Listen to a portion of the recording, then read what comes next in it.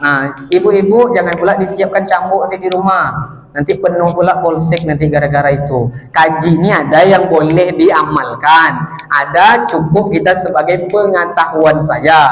Nah, ini karena mentang-mentang mau mengamalkan apa yang disampaikan Ustadz, akhirnya setiap hari merah badan terus dicambuk sama suaminya. Nah, jadi ternyata Mutiah ini menjadi istri yang solehah itu predikat surga karena dia memuliakan suaminya. Nah, memang suami ini kadang-kadang beda-beda, Bu ya. Ada yang soleh, ada yang setengah soleh, ada yang salah. Yang salah itu ketika sholat berjamaah dia mau di rumah aja. Nah, enggak mau berjamaah, itu tuh perlu diruqyah atau Ibu. Kalau sudah ada penyakit-penyakit gejala seperti itu, datangkan spesialis ruqyah, keluarkan setan-setan yang mengganggu untuk dia ikut sholat. Nah, itu agak-agak lain sedikit. Kalau kadang justru ibu pula yang lebih rajin lagi datang ke masjid dibanding bapak. Banyak pula alasan kadang-kadang. Nah, a'udzu billahi minasy syaithanir rajim. Bismillahirrahmanirrahim.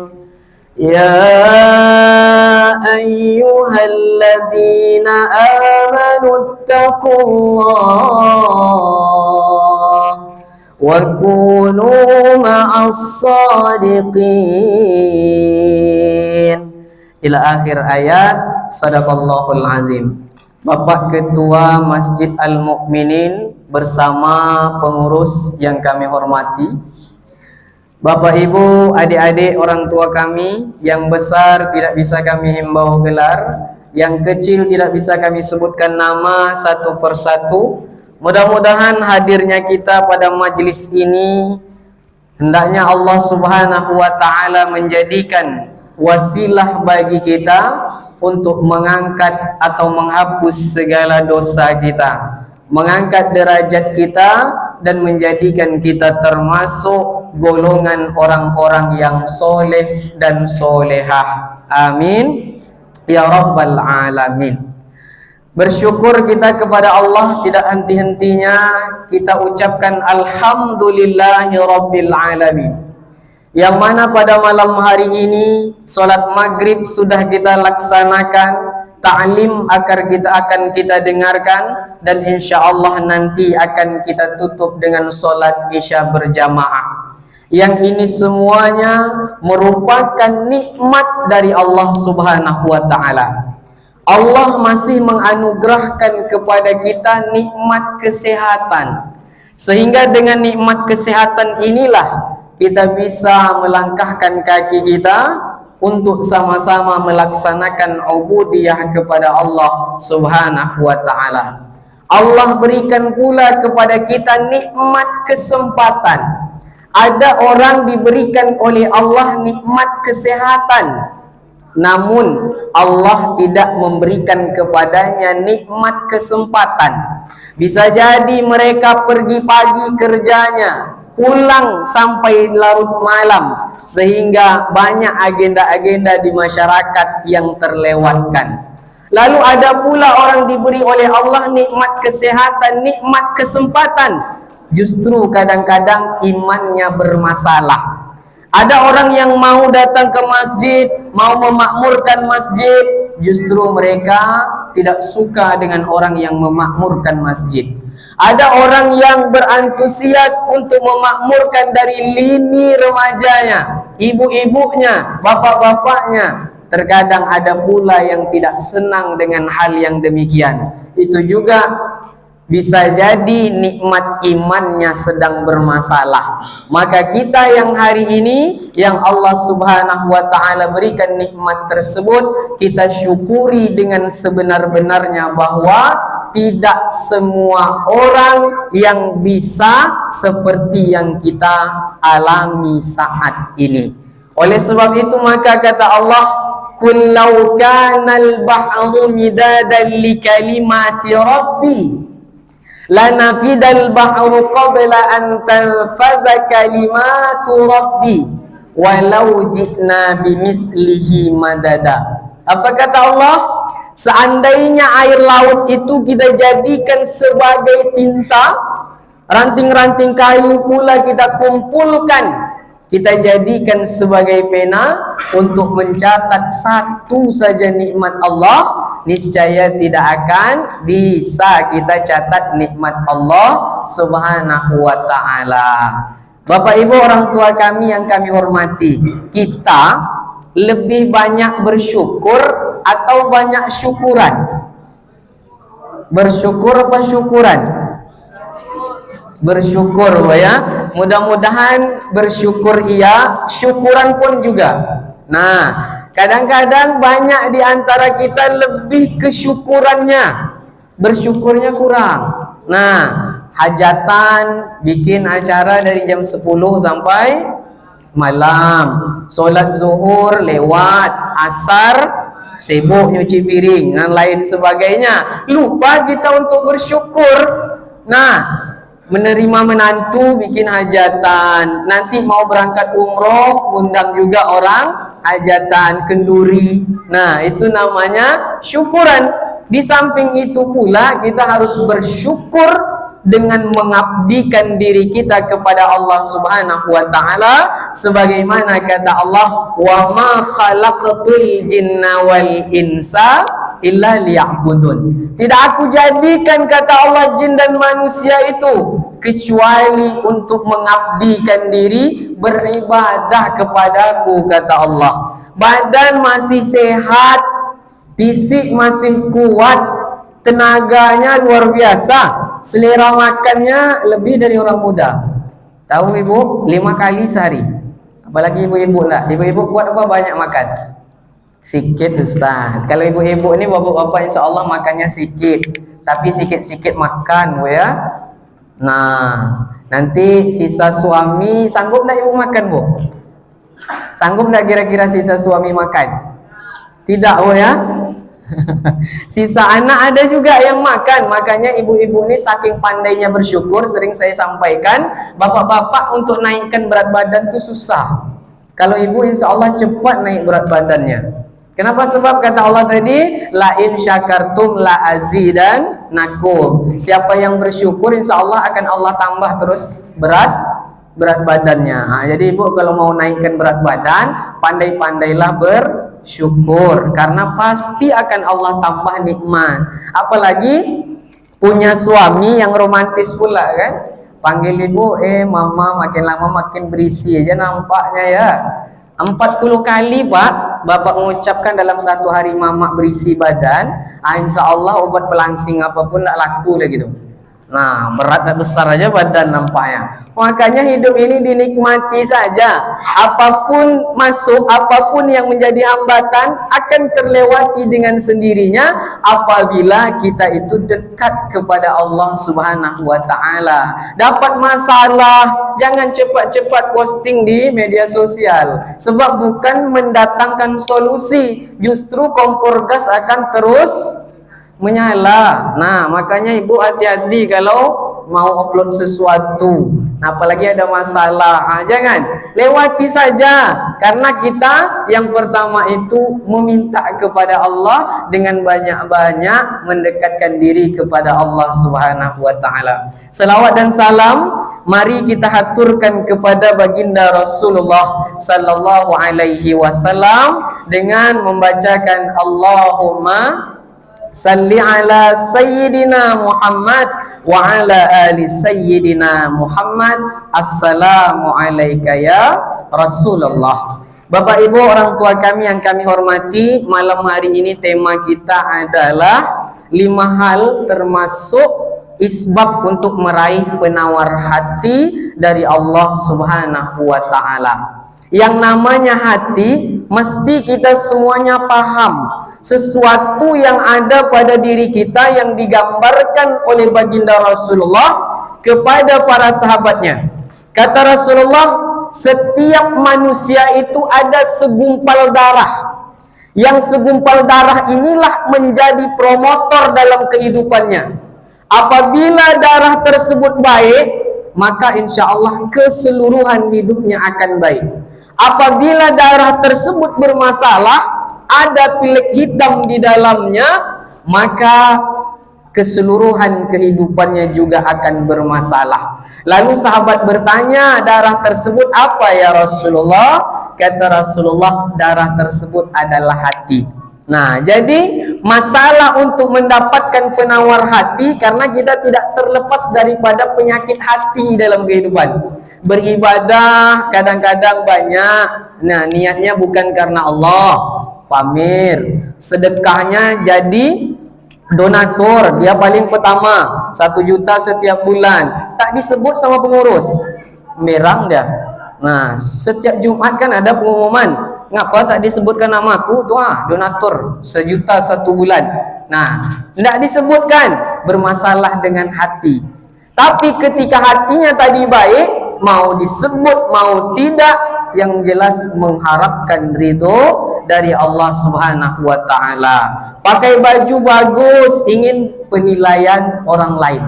Nah, itu berarti hatinya bermasalah. Maka dalam hal ini di dalam kitab Nasaihul Ibad dijelaskan bahwa ada 5 metode agar kita mendapatkan penawar hati. Yang pertama yaitu bergaul dengan orang-orang yang soleh dan solehah. Nah, ini yang pertama, amalan yang mesti kita terapkan. Di mana kita ingin menjumpai orang-orang yang soleh dan solehah ini? Tidak jauh. Tak usah kita sampai ke Masjid An-Nur, tak usah kita sampai ke Masjid Al-Husna, tak usah kita sampai ke Masjid Raya. Di samping rumah kita ada masjid, dan di dalamnya insya Allah isinya orang-orang soleh dan solehah. Nah, ini kadang-kadang kalau masalah penyakit hati, nah bermasalah sama Pak Imam. Bukan Pak Imam yang salah, masjid yang salah. Nah, itu berarti menandakan hati kita sedang bermasalah. Nah, maka untuk mengantisipasi tadi, berteman dengan orang-orang yang soleh. Siapa orang-orang yang soleh di samping lingkungan kita? Yang paling dekat dengan kita, kata Rasulullah, orang-orang yang soleh dan solehah itu adalah keluarga kita sendiri. Nah, bahkan di dalam sebuah hadis kata baginda Rasulullah, apabila seseorang ingin mendapatkan kebahagiaan dalam hidupnya, maka hendaklah dia memiliki 4 macam. Yang pertama, istri yang solehah. Nah, istri yang solehah ini ternyata Bapak Ibu perannya sangat penting dalam rumah tangga. Karena lahirnya anak yang soleh itu dari ibu yang solehah. Kalau kami ini Bu, itu tugas kami mencari nafkah, memberi perhatian, balik ke rumah baru diberi pendidikan. 24 jam itu mayoritas waktu terbanyak adalah ibu dengan anak. Kalau ayah itu jarang-jarang waktunya ingin bersamaan. Ibu kadang-kadang waktunya tidak sejalan, suaminya pulang kerja sore, kadang istrinya masuk pula shift malam lagi, jarang jumpa. Tapi ketika anak inilah yang lebih lama dengan ibunya. Nah, maka lingkungan yang soleh tadi yang dianjurkan di dalam kitab Nasaihul Ibad ini, yang pertama sekali adalah istri yang solehah atau suami yang soleh. Nah, bagaimana ciri istri yang solehah? Pertama, bicaranya lembut kepada suaminya. Nah, ini Bu, ciri-ciri wanita yang solehah itu berbicara lembut kepada suaminya. Bukan suami tetangga Bu ya, tapi suami kita sendiri. Ini kadang-kadang kalau sama suami tetangga lembutnya minta ampun bahasanya. Tapi kalau suami sendiri, Allah Rabbi, ibu lah yang tahu ya gimana bahasanya itu luar biasa. Nah, jadi berbicara lembut. Kalau bukan dengan yang bukan mahram, maka dianjurkan kita itu dengan nada yang datar agar tidak memancing. Laki-laki ini kan lain Ibu, tidak dipancing aja terpancing dia, apalagi ibu memancing. Nah, jadi berbicara lembut kepada suami. Ketika pulang ke rumah, jangan ibu cepat-cepat diinterogasi, minta duit apa segala macam, tapi kasih waktu jenak, nah istirahat, baru disampaikan apa yang mau disampaikan. Nah itu istri yang soleha. Ini kadang-kadang ceritanya satu suami 15 dia. Makanya ada suatu kisah dijelaskan ibu, seorang laki-laki ini ketika pulang ke rumah tidak betah dia. Istrinya ngomel aja, nggak betah. Suatu ketika dapat bonus, diajaknya istrinya jalan-jalan. Ma, kita jalan-jalan yuk. Saya mau ngasih surprise sama mama. Pergilah dia jalan-jalan ke toko emas bu ya. Dibelikan emas, pulang jumpa sumur tua. Jumpa sumur tua, apa kata suaminya? Mak coba cek mak, sumur itu ada ndak air lagi? Ketika dicek, apa kata istrinya? Ndak ada pak airnya lagi. Cobalah dicek, tengok baik-baik, ada ndak air lagi? Nah kata istrinya ndak ada. Kata suaminya sekali lagi dicek mak. Rupanya cek yang ketiga, didorong sama suaminya, masuklah istrinya itu di dalam sumur tua. Jadi sambil merokok satu batang, kalau bahasa kita, nengok kejadian apa yang terjadi di dalam. Senanglah perasaan suami tadi karena istrinya masuk dalam sumur tua. 5 menit kemudian keluar makhluk yang sangat mengerikan. Nah, lalu ditanya sama laki-laki tadi, engkau makhluk apa? Apa kata makhluk yang keluar dari sumur tadi?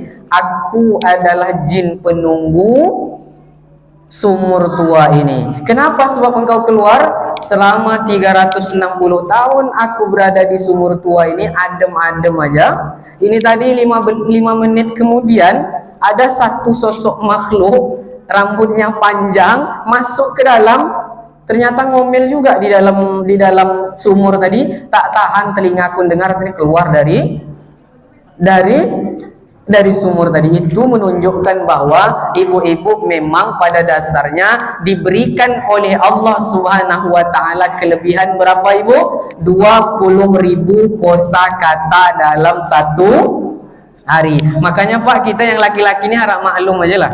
Kalau seandainya dia ngoceh aja di rumah, berarti 20.000 kosakatanya belum habis. Makanya dihabiskan dalam tidur pun sempat ngigau juga, menghabiskan 20.000 kosakata yang diberikan dalam satu hari.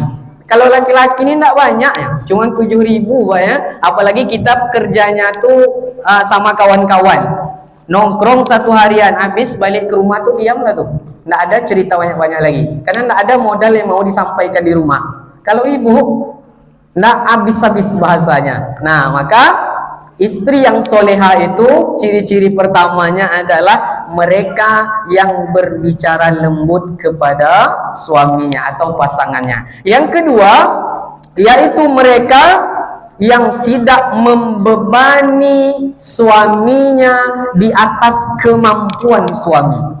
Nah, kalau gaji suami 5 juta atau 6 juta, gaya hidupnya kurang daripada itu. Paling tidak 3 juta. Nah, itu insya Allah sesuai. Besar pasak, besar pendapatan, nanti besar pula pengeluaran. Cocok. Ini kadang-kadang besar pasak daripada tiang. Besar pengeluaran, besar pendapatan, besar pula pengeluarannya nanti, lebih besar pengeluarannya. Nah maka jangan membebani suami pada batas kesanggupannya, sebab kami ini rentan bu, laki-laki ini rentan sekali dengan penyakit, apalagi banyak perasaannya, tertekan perasaan itu banyak penyakit datang. Makanya ketika suami pulang kerja jam 7, jam 9 malam masih juga lagi bu ya nongkrong di depan rumah, itu hati-hati tuh bu, berarti sedang banyak pikiran yang masuk ke telinga. Jadi jangan ditambah lagi pikirannya, jangan ditambah lagi bebannya, sebab kami laki-laki ini memang hidupnya tuh tidak lama.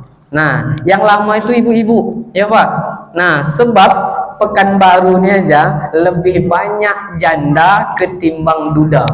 Nah janda lebih banyak, umurnya insya Allah panjang-panjang, tapi yang namanya duda tidak panjang-panjang.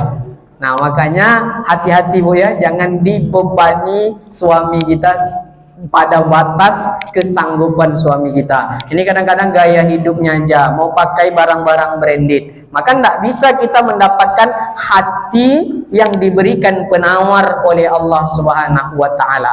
Bahkan kata Allah dalam Al-Qur'an, ya ayyatuhan nafsul mutmainnah irji'i ila rabbiki radiyatan mardiyah fadkhuli fi ibadi wadkhuli jannati. Allah itu kalau sudah senang kepada kita, sudah sayang kepada kita, sebutannya itu bukan nama lagi, Bu, tapi sebutannya adalah ibadi, hambaku. Kalau kita punya hati yang bagus, hati yang berprasangka baik kepada Allah, maka Allah memanggil kita dengan sebutan ibadi, hambaku. Kalau sudah dipanggil hamba, apapun yang kita minta, insya Allah Allah yang akan memberikan kepada kita. Contohnya ibu kalau spesial di hadapan suami, panggilannya tidak macam-macam. Ini kadang-kadang 2 tahun menikah berubah panggilannya. Yang tadinya panggil sayang, 3 tahun menikah berubah, tadi ada panggil gendut lah, ada panggil apa lagi, Bu? Hitam lah, ada panggil anak pertama. Biasanya sering disebut dengan nama anak pertama. Jadi nama-nama spesial sebelum nikah, itu udah ibu hilang. Nah, awal menikah romantisnya luar biasa, pakai Honda bu peluk, Bu ya. Nah, bu peluk bisa pula 7 orang di belakang bonceng kita lagi, saking banyaknya kosong di belakang. Setelah dapat 2-3 anak, kami yang laki-laki ini kadang-kadang agak mengkek sedikit, Bu. Cuma nenteng helm aja kalau pergi ke pasar. Ibu juga kayak penguin. Ibu tahu penguin? Kiri kanan berisi semua barang, dijenjeng. Nah, jadi hilang romantisnya lagi.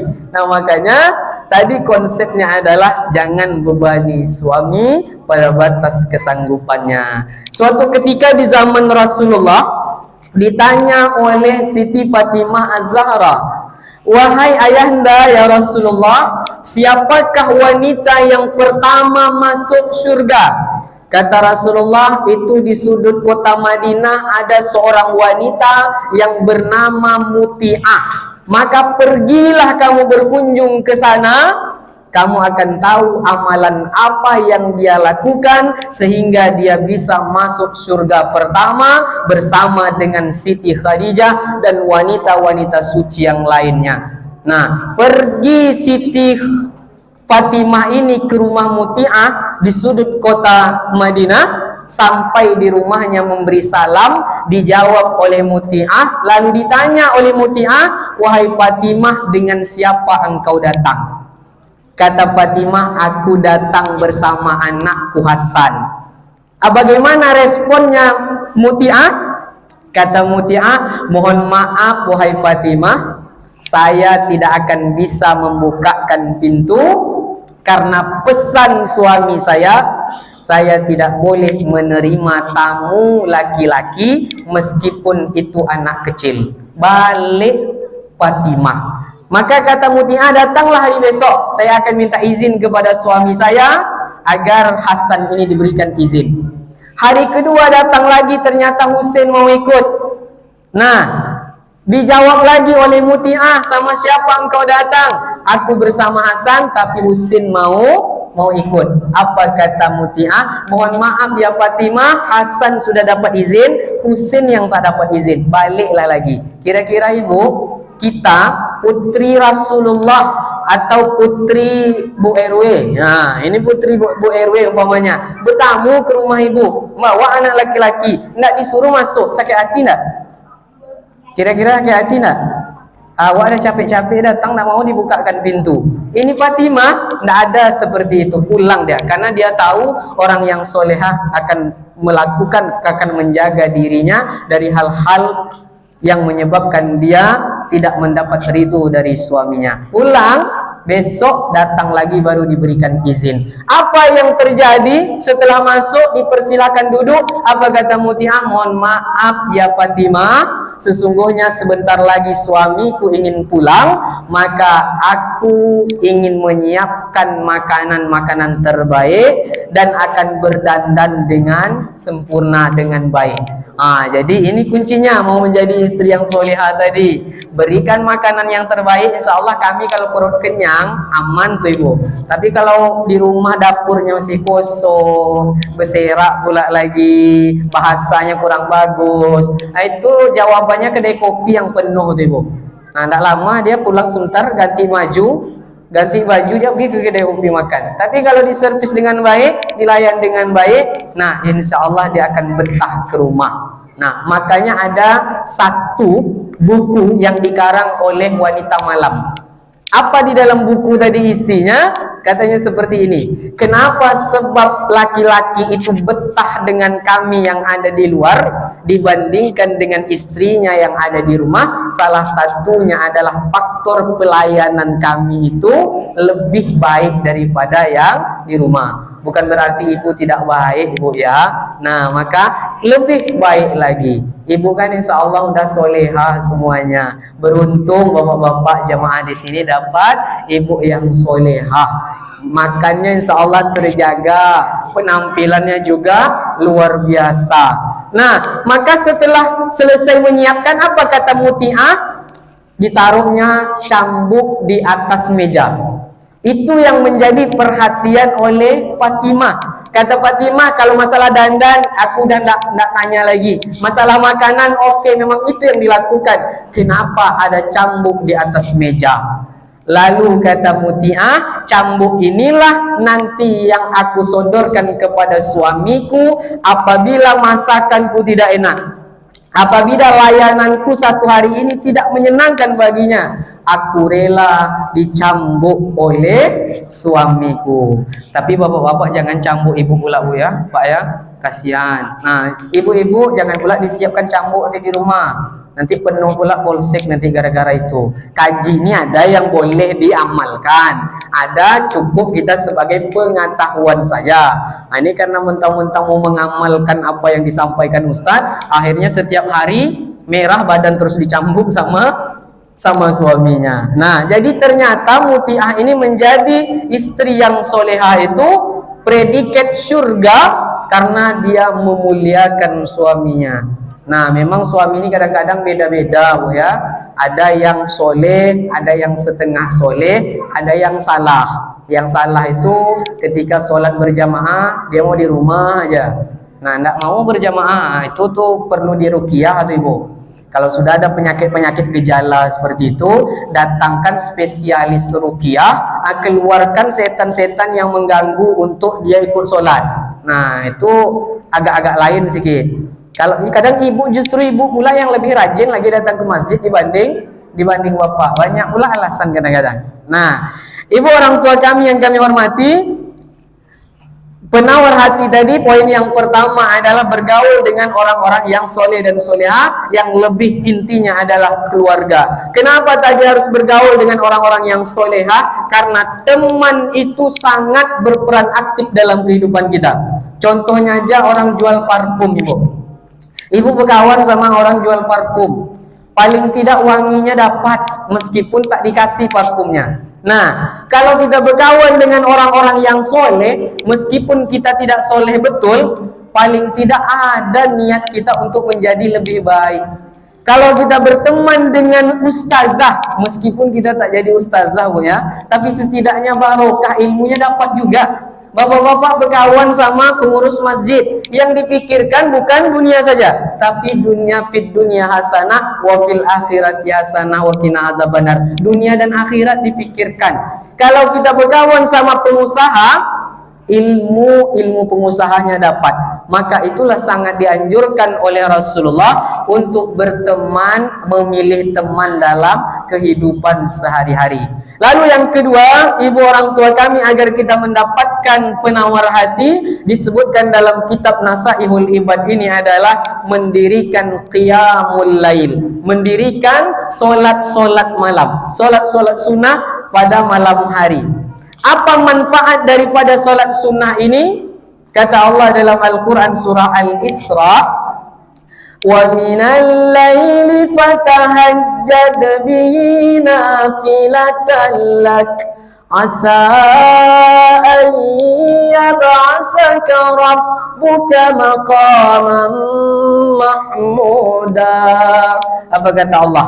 Poin yang pertama, orang yang rajin qiyamul lail, rajin solat witir, rajin solat tahajud, maka poin yang pertama akan Allah berikan maqamam mahmuda, tempat-tempat yang elit, tempat-tempat istimewa, tempat-tempat yang terpuji. Kalau bekerja disayangi sama bos. Kalau PNS mau dapat jabatan itu senang sekali, tanpa ada sikut sana sikut sini, tanpa ada menjatuhkan orang lain.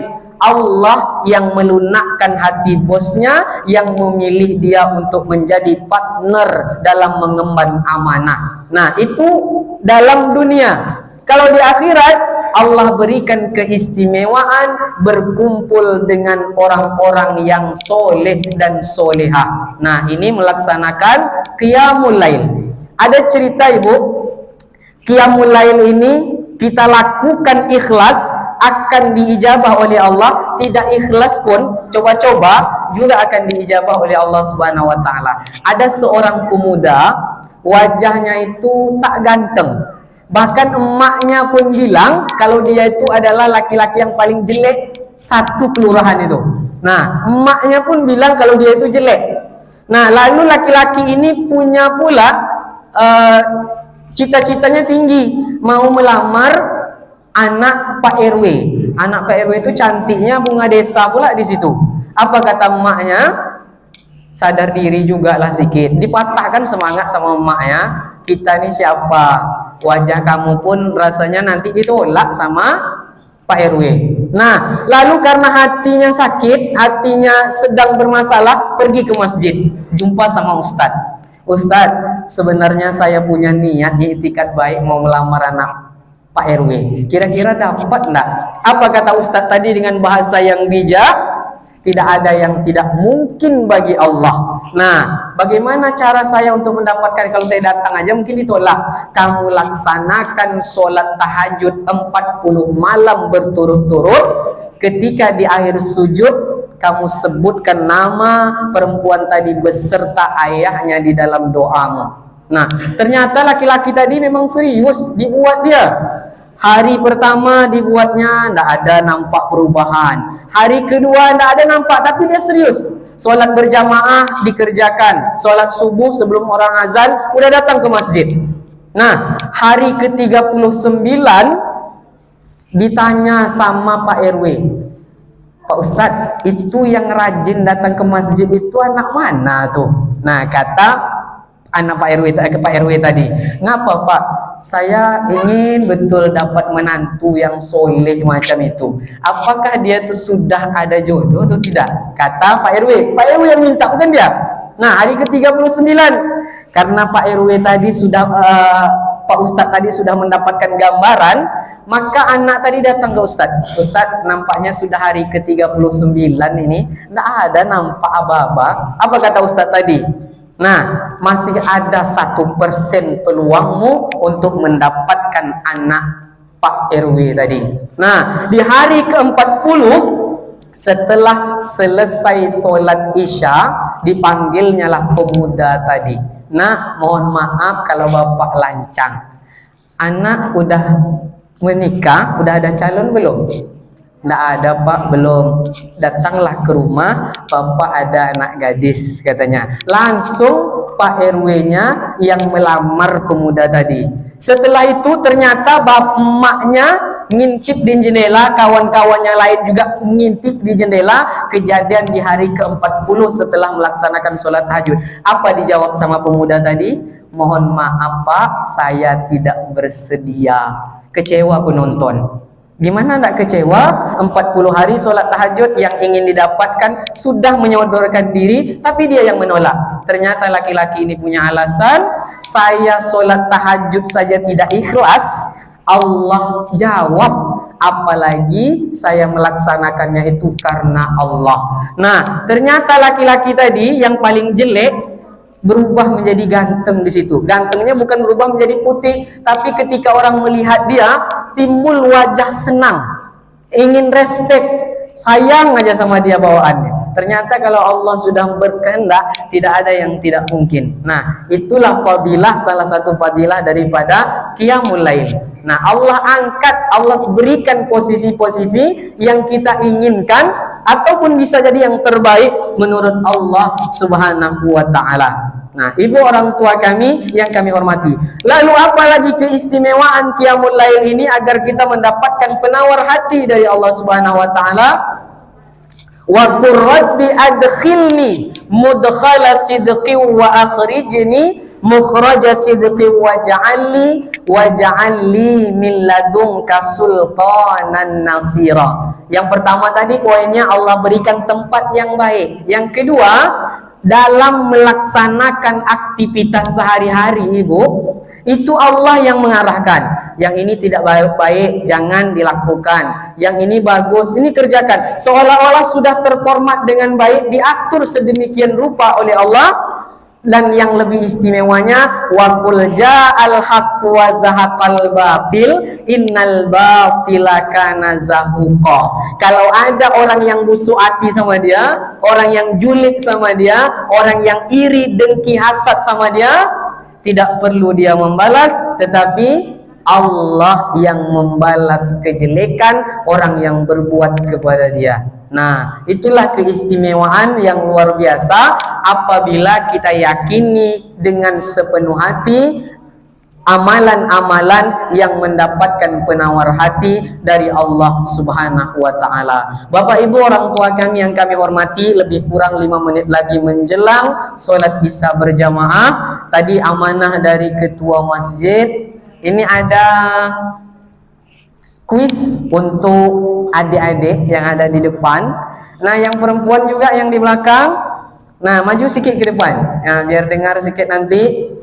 Pertanyaannya 3. Insya Allah nanti hadiahnya kata Pak Ketua Masjid tadi, umroh bagi yang mampu. Bagi yang mampu ya. Berarti berangkat sendiri. Pertanyaan pertama ini khusus.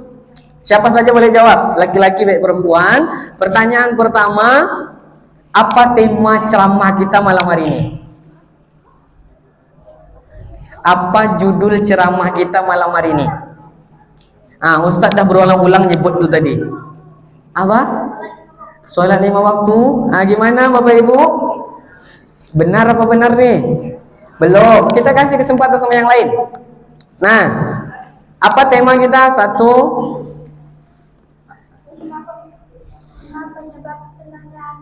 5 penyebab tenangnya hati. Oke, bagus, berdiri sini. Nah, berdiri. Tunggu 3 orang dulu ya, biar berdiri, tidak apa-apa. Insya Allah ini calon ketua masjid periode 2030-2034. Amin, kita doakan. Nah, tunggu kawan yang lain ya, berdiri situ dulu. Sekaligus kenalan ibu-ibu. Nah, pertanyaan yang kedua, ini yang perempuan yang harus ada yang jawab. Sebutkan poin yang pertama yang menjadi penawar hati. Poin pertamanya. Tadi Ustadz menyampaikan ada 2 poin baru. Yang pertama saja.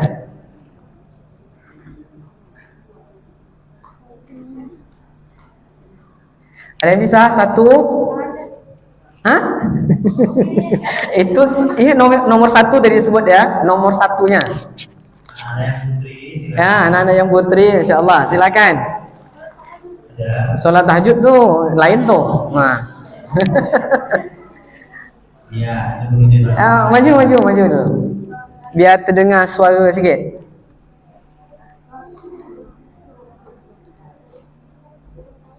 Teman yang baik. Teman yang baik, teman yang solehah sama tuh. Ya, maju ke depan. Betul. Nah, pertanyaan terakhir ini bebas, laki-laki perempuan. Nah, pertanyaan terakhir ini pertanyaan bebas. Coba sebutkan ciri-ciri wanita yang solehah. Berbicara lembut. Nah, dah. Ya, betul. Masya Allah, tabarakallah. Ini titipan dari ketua. Mau berapa? Tidak tahu. Susah untuk menentukan pilihan. Ya. Allah, ya. Oke, sini. Yang terakhir. Ya, sama-sama. Mudah-mudahan jangan dilihat jumlahnya ya.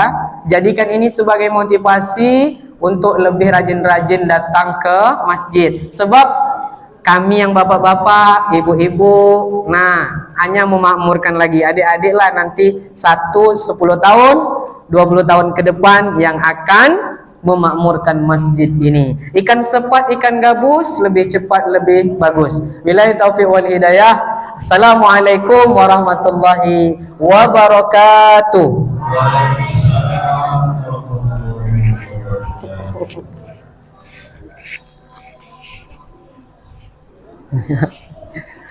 Ya, alhamdulillah.